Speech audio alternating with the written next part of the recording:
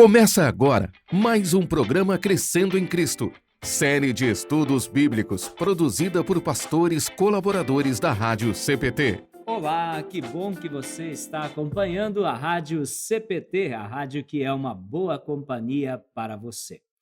Eu sou o pastor Hernani, pastor da Igreja Evangélica Luterana do Brasil. Eu moro na cidade de Canela, Rio Grande do Sul, e atendo as congregações Cristo Redentor de Canela e São Pedro de São Francisco de Paula. E é um privilégio, uma alegria estar com você, ouvinte da Rádio Cristo para Todos, para mais um programa Crescendo em Cristo. O programa Crescendo em Cristo de hoje se propõe a fazer a leitura da terceira carta de João. Se você quiser acompanhar o texto bíblico, abra sua Bíblia ou seu aplicativo. Na terceira carta de João, eu vou utilizar a Bíblia conforme a Nova Tradução na linguagem de hoje. A terceira carta do apóstolo João, ela estima-se que foi escrita por volta do ano 95 depois de Cristo, a partir da cidade de Éfeso. E nós vamos observar que ela é dirigida a uma pessoa de nome Gaio. Vou iniciar a leitura, vou fazer a leitura dos 4 primeiros versículos e diz assim: Do presbítero ao querido Gaio, a quem amo de verdade. Meu querido amigo, tenho pedido a Deus que você vá bem em tudo e que esteja com boa saúde, assim como também está bem espiritualmente. Fiquei muito contente quando alguns irmãos chegaram e me contaram como você é fiel à verdade e como sempre vive na verdade. Nada me alegra mais do que ouvir que os meus filhos vivem de acordo com a verdade. Então, logo de início, nós podemos observar aqui que é uma carta que é endereçada a quem João chama de querido Gaio, a quem João diz que ele ama de verdade. Gaio é um irmão sincero, caridoso, conforme nós vemos transparecer nesta terceira carta de João. Cabe aqui uma pequena ressalva, sendo o nome Gaio um nome bem comum naqueles dias, o homem aqui a quem é endereçada a carta, ele não pode ser identificado necessariamente com outros do mesmo nome que vão aparecer no Novo Testamento, como, por exemplo, na primeira carta aos Coríntios, na carta aos Romanos, também no livro de Atos dos Apóstolos. Possivelmente não se tratem da mesma pessoa. Também é importante ressaltar que, ao longo dessa terceira carta, aparecem nominadas aqui 3 pessoas: Gaio, Diótrefes e também Demétrio. Pois bem, aqui no início, na saudação, então o apóstolo está se dirigindo especificamente a Gaio. E Gaio é elogiado pelo apóstolo. Ali no versículo 2, nós já vemos transparecer que ele é elogiado porque ele está bem espiritualmente. Inclusive, o apóstolo João diz que ora para que Deus o abençoe, para que também fisicamente Gaio possa estar tão bem quanto está espiritualmente. Gaio se encontra nas orações, então, do apóstolo João. Se nós olharmos para o versículo 3, nós vamos ver que Gaio é elogiado também porque ele é fiel à verdade. E depois, no versículo 3 e também no 4, nós vamos ver que ele também sempre vive de acordo com a verdade. Uma coisa importante que precisamos destacar aqui, especialmente no versículo 3, é a expressão fiel à verdade. Fiquei muito contente quando alguns irmãos chegaram e me contaram como você é fiel à verdade. Fiel à verdade que nós podemos fazer uma conexão com fiel à pura doutrina cristã. Aqui podemos observar ou lembrar da doutrina da justificação. Independentemente das obras da lei, o ser humano aceito pela fé em Jesus Cristo.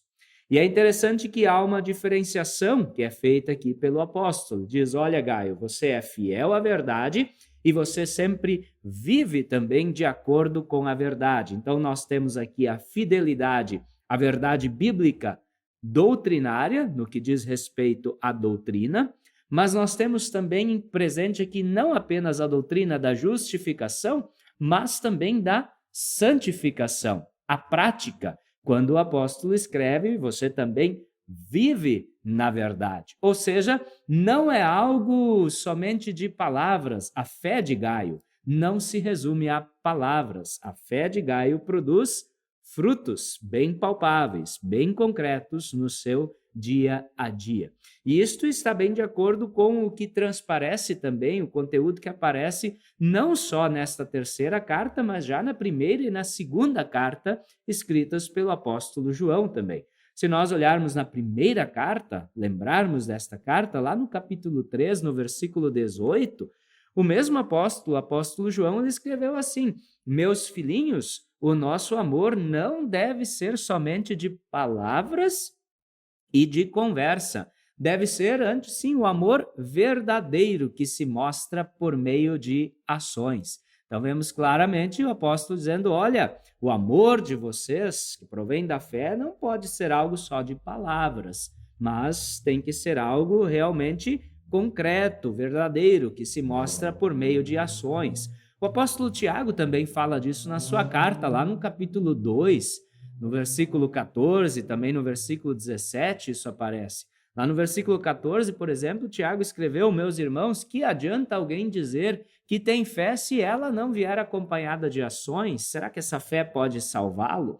E no versículo 17, então, do capítulo 2 de Tiago, nós lemos, portanto, a fé é assim, se ela não vier acompanhada de ações, ela é uma coisa morta.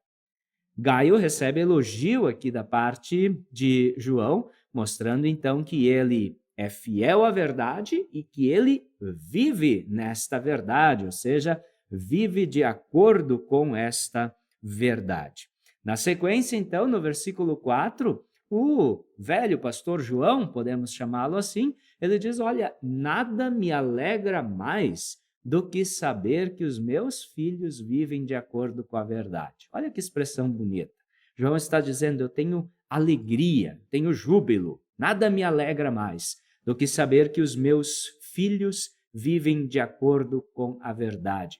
O velho pastor João, ele chama os membros da igreja de meus filhos, tá? E demonstra sua alegria porque eles estão seguindo, colocando em prática aquilo que aprenderam, mantendo-se firmes na fé em Jesus, mas também transbordando no amor cristão em boas ações. Tá? A fé se evidenciando de forma concreta, o evangelho se tornando evidente na vida das pessoas. É isso que traz alegria para o velho João.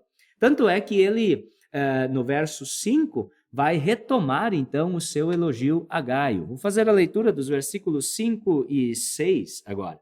E diz assim, meu querido amigo, você tem sido fiel naquilo que faz pelos irmãos, mesmo quando são estrangeiros.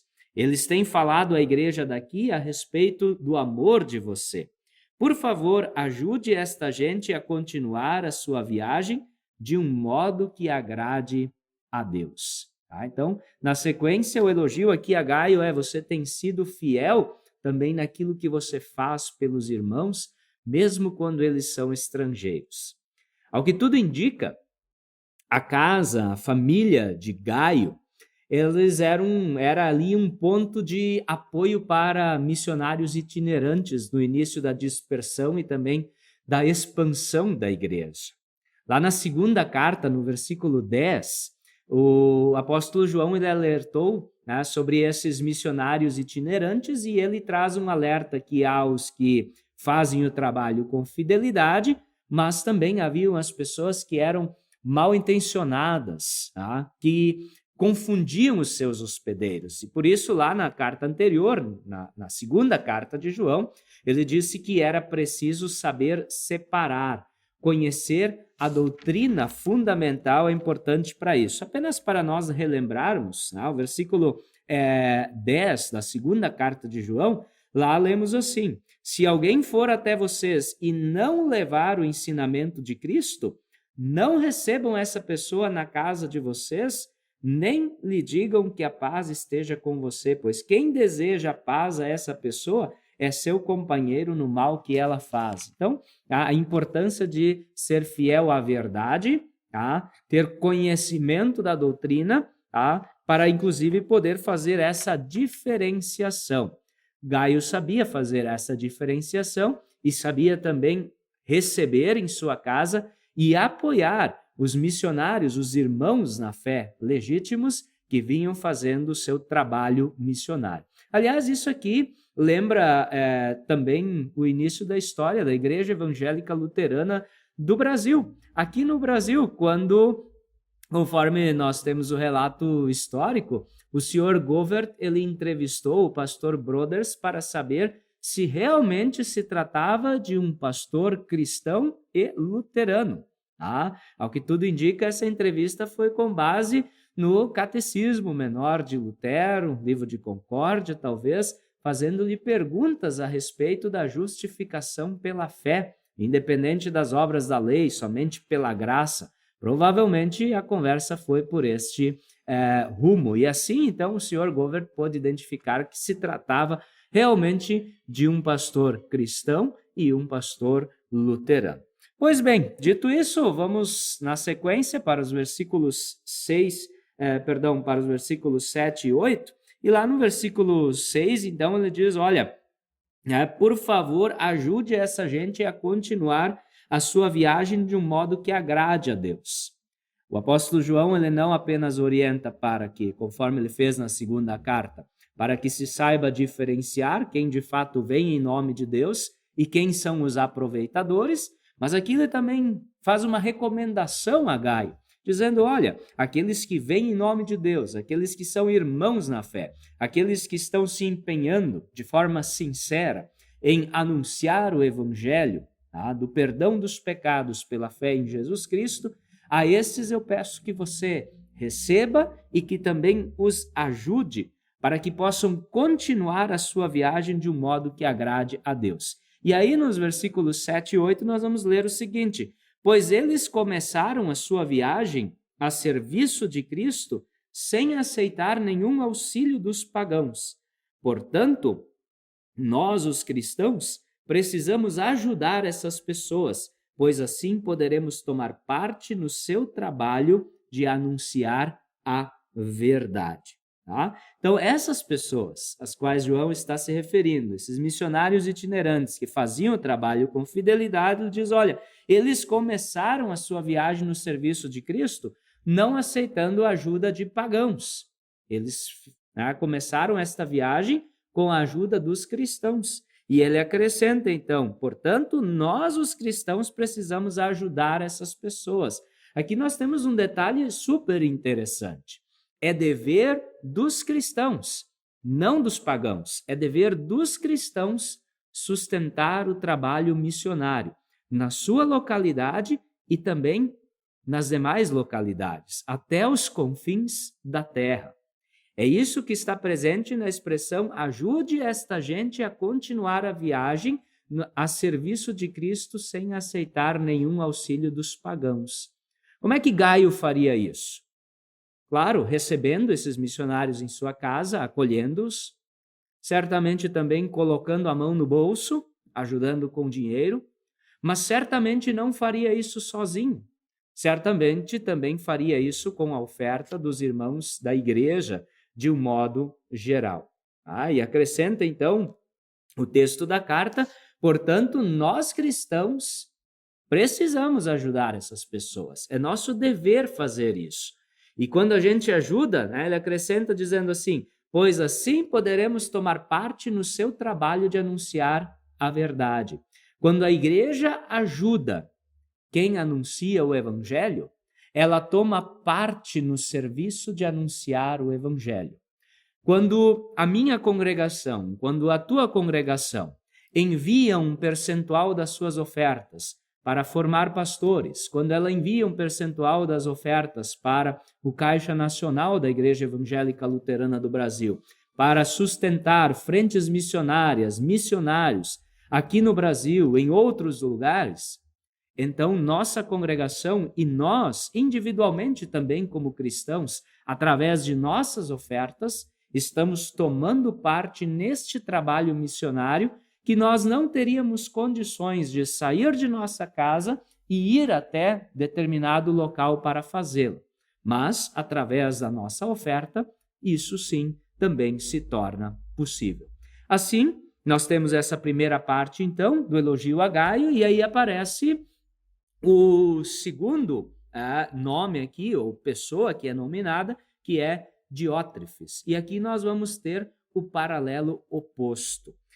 Versículo 9 em diante diz assim: eu escrevi uma pequena carta à igreja, mas Diótrefes, que deseja ser o líder, não quer dar atenção ao que eu disse. Portanto, quando eu chegar aí, vou chamar a atenção dele a respeito de tudo o que ele tem feito, as coisas horríveis que diz de nós e as mentiras que conta. Porém, ele não fica satisfeito só em fazer isso, pois quando os irmãos chegam aí, ele não os recebe. E se alguma pessoa quer recebê-los, ele não deixa e até a expulsa da igreja. Aqui nós vamos ter o oposto, uma liderança completamente oposta à de Gaio. Aqui nós vamos ter um exemplo que infelizmente também temos na igreja, mas que não deveria estar ali. Às vezes, pessoas acabam se colocando a serviço de Satanás sem se dar conta de que estão fazendo isso. Às vezes por ego, às vezes por orgulho, às vezes por teimosia ou coisas assim. Nós vemos aqui no versículo 9, o apóstolo João dizendo, olha, eu escrevi uma pequena carta à igreja, mas Diótrefes, que deseja ser o líder, ele não quer dar atenção ao que eu disse. Percebam que há um desejo, talvez até ardente, por parte de Diótrefes de ser líder. E é preciso lembrar aqui que a igreja, ela precisa sim de líderes. Sim, é da vontade de Deus que haja líderes e Deus distribui diferentes dons para as pessoas e há espaço para todos no trabalho, no serviço do reino de Deus. Mas é importante destacar aqui e observar o que se espera da liderança ou o tipo ou a qualidade de liderança que Deus quer e que a igreja precisa. E nesse sentido devemos destacar então que o modelo de liderança na igreja é o modelo de Jesus, o modelo de servir, não o modelo de se impor e comandar, de dar ordens, de ser o manda-chuva do grupo, vamos chamar assim. Diótrefes, ele despreza o ensino de João. Ele não quer ouvir ou ler ou escutar o que João escreveu na carta anterior. Ele não quer dar atenção ao que João disse. Isso por si só já evidencia um caráter egoísta e o desejo de se impor sobre os demais.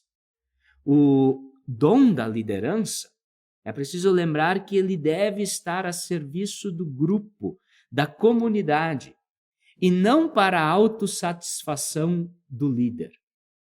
Algumas características aparecem aqui de um mau líder, que são impor a sua opinião sobre os demais, não aceitar exortação ou ensino de outrem. É o tal, eu sei tudo, eu não preciso ler a carta de João. Eu sou o líder aqui, eu que tomo as decisões, eu que decido, eu que mando. É isso que Diótrefes parece estar querendo fazer. E João então diz, olha, quando eu chegar aí, eu vou chamar a atenção dele a respeito de tudo o que ele tem feito. E aqui nós vemos então no versículo 10 mais algumas características de Diótrefes, más características por sinal, e comumente recorrentes em pessoas assim. Vou chamar a atenção dele a respeito do que ele tem feito, escreve João. E aí aparece o quê? Fofoca. O apóstolo João escreve as coisas horríveis que ele conta a respeito de nós. Mentira, as mentiras que ele conta. Não recebe os verdadeiros irmãos que anunciam o evangelho, não recebe os que são irmãos na fé. E também não deixa que os outros recebam a pessoa e até expulsa a pessoa da igreja que quer receber e ajudar esses missionários. Nós vemos aqui o quê? Alguém que quer muito ser líder, mas que tem uma liderança desastrosa, tá? Que quer talvez se autopromover. E com isso, não está a serviço do reino de Deus. Eu diria que está a serviço do inimigo. Tanto é que no versículo 11, olha só o que João escreve. Voltando-se a Gaio novamente. Gaio, meu querido amigo, imite o que é bom e não o que é mal. Tá? Imite o que é bom, não o que é mal. Em outras palavras, não faça a mesma coisa que Diótrefes faz. Ele segue dizendo assim, quem faz o bem é de Deus, e quem faz o mal nunca viu a Deus. O versículo em si, ele fala por si só. Imitar o que é bom e não o que é mal. Lá em Mateus capítulo 7, Jesus diz, pelos frutos os conhecereis. No versículo 12, então, vai aparecer a terceira pessoa que é nominada, que é Demétrio. Versículo 12 diz, todos falam bem de Demétrio e a própria verdade fala bem dele. Nós também falamos bem a respeito dele e você sabe que o que dizemos é verdade.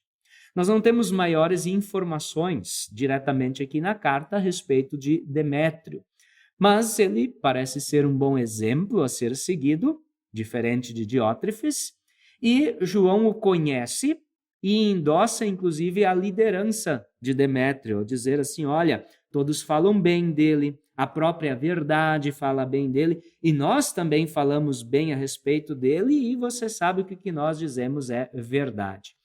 Possivelmente, Demétrio seja a pessoa que levou em mãos a carta de João e a entregou para Demétrio, a Gaio. Há aqui, então, uma recomendação para que Gaio receba bem também a Demétrio. E, por fim, nós temos, então, as palavras finais desta terceira carta, os versículos 13, 14 e 15. Diz assim, tenho ainda muitas coisas para contar a você, mas não quero fazer isso por carta. Espero vê-lo em breve e então conversaremos pessoalmente. A paz esteja com você. Os seus amigos mandam saudações. Dê saudações pessoalmente a cada um dos nossos amigos. Quero destacar aqui no final, tenho ainda muitas coisas para contar a você, mas não quero fazer isso por carta. Em outras palavras, há muito ainda o que contar, o que dizer, o que conversar, mas não quero fazer isso por carta. Eu espero ver você em breve e então nós vamos conversar pessoalmente. Há uma sabedoria de um velho pastor escondida nessa afirmação, nessa frase. E a sabedoria é a seguinte, nem tudo se resolve por carta. Tem coisas que é melhor conversar olho no olho.